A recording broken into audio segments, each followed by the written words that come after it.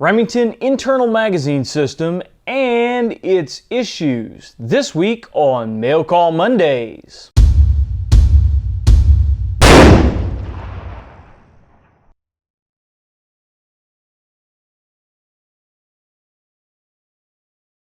I'm John McQuay with 8541 Tactical, and this is Mail Call Mondays, the show that answers your questions about precision rifles, optics, and equipment. Well, we've been getting a lot of questions here lately on the internal magazine system on the Remington 700 rifle. Now, if you're going to be a competition shooter, if you're a law enforcement shooter, etc., I really recommend a removable box magazine system based on the AICS magazines, the Accuracy International Chassis System magazines. They are extremely reliable, they're quick to transfer in and out, and there are a bunch of great magazine systems out there made by Surgeon Rifles, Stiller, Badger, etc., Sequence Precision. Just a lot of really good ones out there. Don't try to cheap out and go with some of the bottom end magazines because you'll end up with reliability issues. However, there are a lot of you guys out there that use your rifles for hunting, or you just use them for informal target shooting at the range. And maybe you don't really need a removable magazine system. You don't need the advantages, you don't need the extra speed that it offers. And you're perfectly fine with 4 or 5 rounds in an internal box magazine.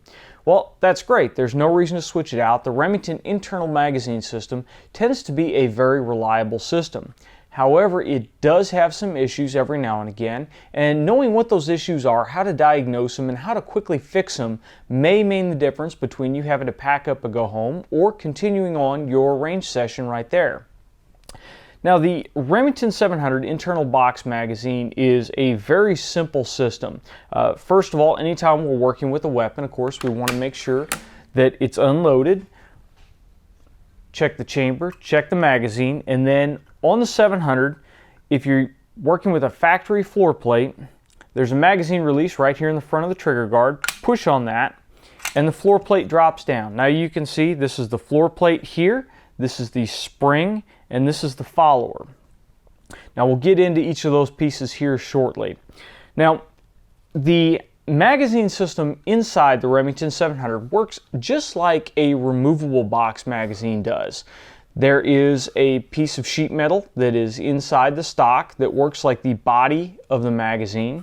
As you can see here, the spring is the same as the magazine spring in here, although this is a leaf spring and most magazines like this are coil springs inside. You have a follower, which this is the follower right here. Now, the thing that you don't see just looking at here are the feed lips. Feed lips are what controls how the rounds are retained in the magazine and how they're fed out of the magazine. Well, the Remington magazine system doesn't really have separate feed lips. The feed lips are actually rails that are machined inside the receiver, and we're going to show you those here in just a second.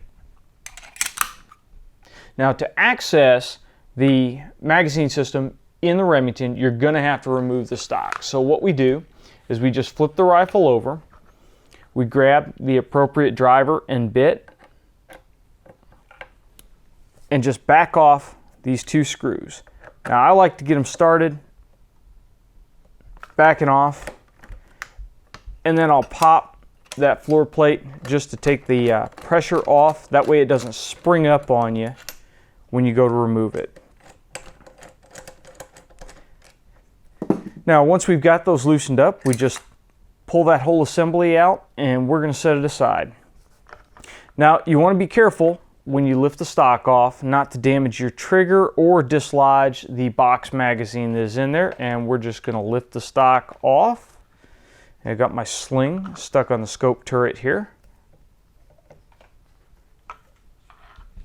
We're just going to lift that off and we're just going to set the stock aside there. Now you can see the internal shell of the box magazine. Now, there are a couple of different variations of this magazine. There are some that actually are screwed in to the receiver, so they'll be retained by a screw. On the original M40 rifles, they would spot weld them on so they wouldn't come off. You'd have to break the weld in order to get them out. But most current Remington 700s, The AAC, the regular Remington varmint rifles, they will just have the magazine sitting in the recess in the receiver. Now this is critical because when we put everything back together, you have to make sure you get that down into that recess. If you get it off to one side or the other, you may actually be able to get the stock on, and you may actually be able to get everything tightened back down, but you'll have problems with either loading the first or the second round. It'll want to pop out of the magazine, because when we get in here, as I mentioned previously, the feed lips are just machined rails inside the receiver. If you get this box off to one side or the other, then the cartridges can't be retained by these rails and they'll pop out. So if you have a problem like that, look down through the top of your receiver and see if you maybe see one rail or the other rail on the top, or one edge or the other edge on the top of the sheet metal magazine. If you do, then you probably got it off center and you need to break everything down and fix that. Now there really, on this portion of it, is not a whole lot to go wrong with the system. As long as you get that box in there, you're good to go. Where the problems usually come in is the magazine spring here.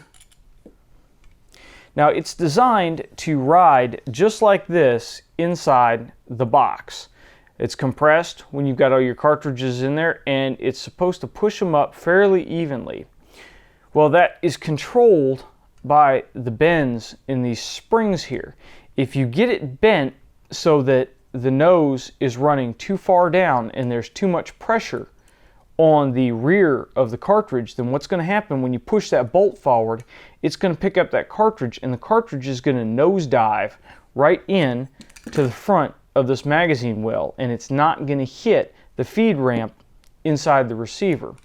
And when it does that, a lot of times the nose of the cartridge will get jammed right in that little gap, and your bolt will stop, and there won't be anything you can do to get that cartridge to go forward. You'll have to back it up, push down, and then maybe you can wiggle it forward. When that occurs, then what you need to do is come in here on one of these flats. It doesn't matter which one, either the upper or the lower, and you want to bend the spring. Use some needle nose pliers. Sometimes you can do it with your fingers, and you're going to bend that spring back so that the nose rides higher and the base rides a little bit lower, and just a tiny bit. You just want to tweak it a tiny bit, and then test with some dummy cartridges. Now, you can run into a situation, either if you go too far or just starting out, to where the nose will ride high and the base of the cartridge will ride too low. If you run into that situation, when you run the bolt forward, it's going to skip right over the base of the cartridge, and it's not going to pick it up out of the magazine, and you'll just close the bolt on an empty chamber. If that occurs, you're just going to bend in the opposite direction so that the nose rides a little bit lower and the base rides a little bit higher. Those are really the only issues that I see with the Remington 700 internal box magazine. Now, some of you that are keen observers will notice that I am not running the regular stamped follower in this system. I'm actually running a machined follower. You can pick these up from Brownells. These are the old style followers, and they're just a little bit better quality. The newer ones are stamped metal, and they're chrome plated, and that chrome will start to flake off after a little bit, and they just really aren't the highest quality pieces. So on rifles like the 700 here that I retain the internal box magazines on, I like to switch the followers out to these stamped followers, or I'm sorry, these machined followers, and they're just, you know, a little bit nicer.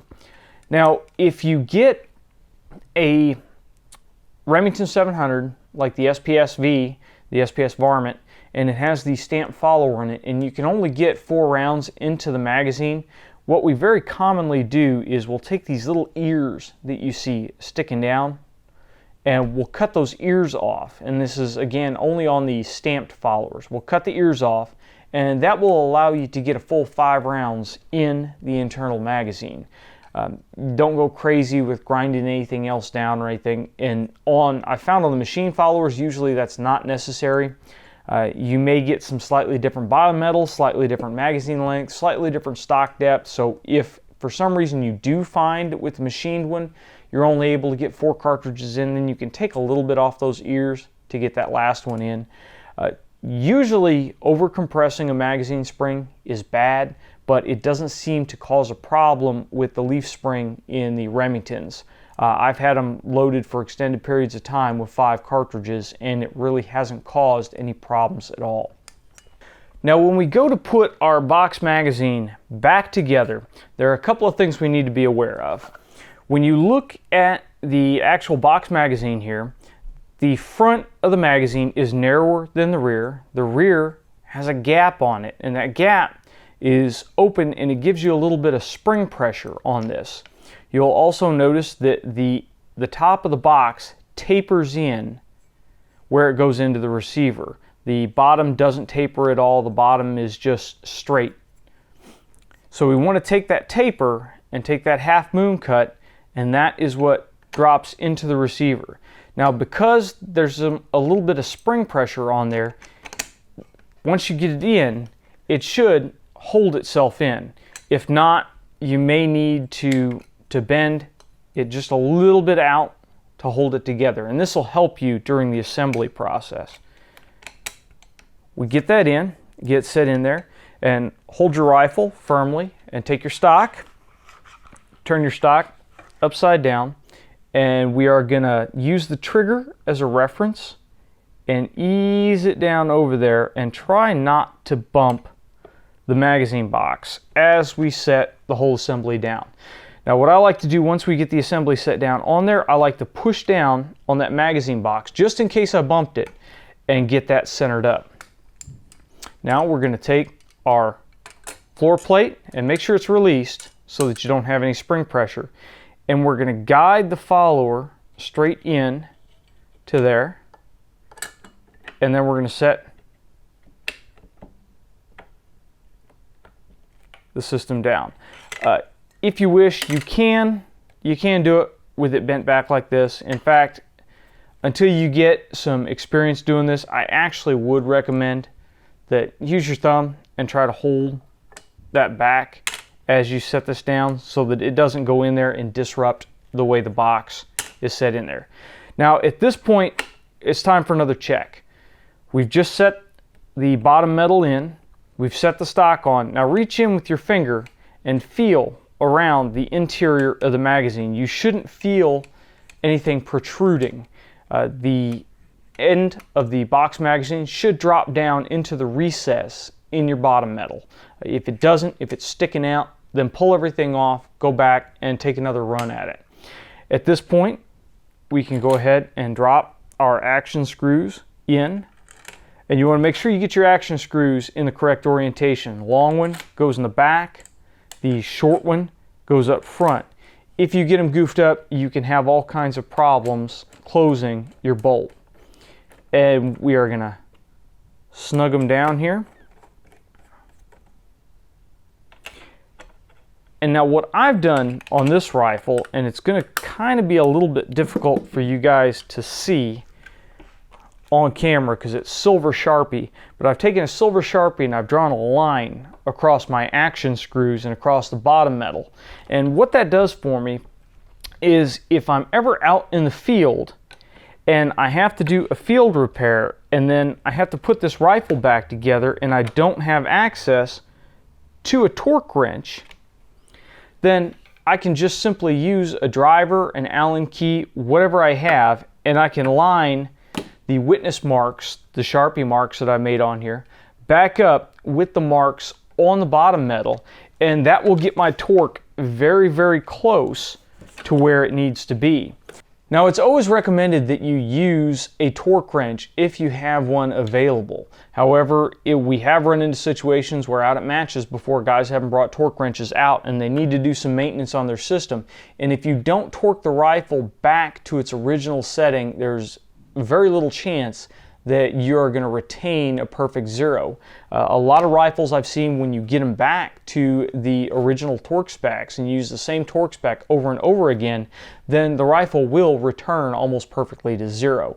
So it's going to depend upon the mating system that you've got, if the rifle's bedded into its stock, etc. But it's always best to get it as close to the torque setting as possible. Now, torque is another question that we run into all the time on these rifles, and there is a range of torque.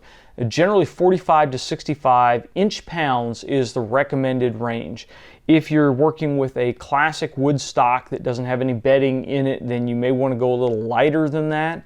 If you are working with a stock like the Bell & Carlson that we have here that has a full aluminum chassis inside of it, or you're working with a chassis system like the AAC-SD, then you can run to 65 inch-pounds and you're not going to have a problem with crushing anything. One caution that I will give you on the original Remington factory aluminum bottom metal, this is just cast aluminum. So if you don't have good support, like the nice tight inlet on this stock, then you might crack the aluminum bottom metal if you go to a full 65 inch-pounds. So in that case, 45, 55, stick around there. And guys that shoot bench rest, they will really spend some time trying to dial in the torque on their rifle with varying torque settings, and they'll test it, they'll take it out, they'll shoot, change the torque settings, shoot, etc. I've only in a couple of situations run into it where the torque setting made a difference for the accuracy that I'm looking for in a rifle, and that was mainly with really lighter weight plastic stocks. So keep that in mind. There's nothing wrong with experimenting with your torque. Just, I wouldn't exceed 65 inch-pounds, because then you're starting to get up to areas where you could cause damage to the rifle. If you put everything back together and you go to close the bolt and you find that you can't get that bolt locked down, or if you put a bolt or put your front action screw in with the bolt closed and you find you can't open the bolt again, then you may want to pull that front action screw, and you may have some problems with it protruding into the action and blocking the bolt closing or opening. That is really the only problems that you run into with this system. It's very simple. It works very well. It's very easy to maintain in the field. You can drop it and inspect your spring, clean it. I make sure I wipe them down with a little bit of a very, very light coat of oil, and then wipe that off whenever I maintain the rifle. One thing I neglected to mention is how to remove the spring from the follower, and it's really simple. You just slide it to the rear and it pops right out of the little ears that's in the bottom metal. And it does the same thing when you're taking the follower off. It's just got little ears that retain the spring. When you put it back in, the flat goes first, and it very simply and easily slides right back in there. When you go to close the floor plate, just pinch that spring with your thumb and swing it closed, and it closes very simply. I've seen guys get into trouble in the past trying to maneuver this in here and do all kinds of crazy stuff. It's just real simple. Just pinch and close, and it locks in, goes in there very well.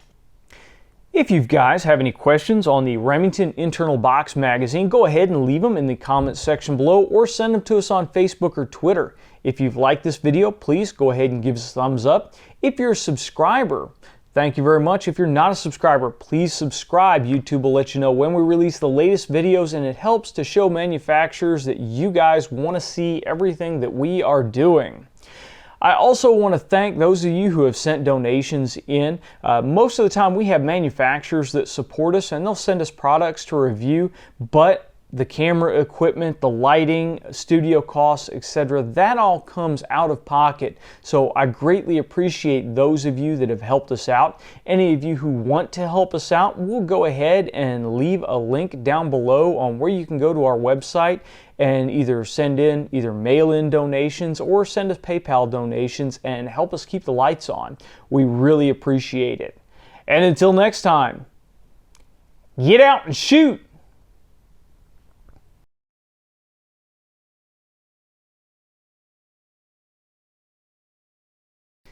As a side note, something we've been doing about every week, somewhere before or after the weekends, we jump on our Twitter account, which we'll leave over here on the side, And we just simply ask you what you've done this weekend to get out and shoot. If you want to let us know, just go ahead and drop us a line and make sure you hashtag get out and shoot. And that will get us out to you, and everybody else can search that and check out what you guys have been doing out on the range. Thanks, and make sure you're getting out there.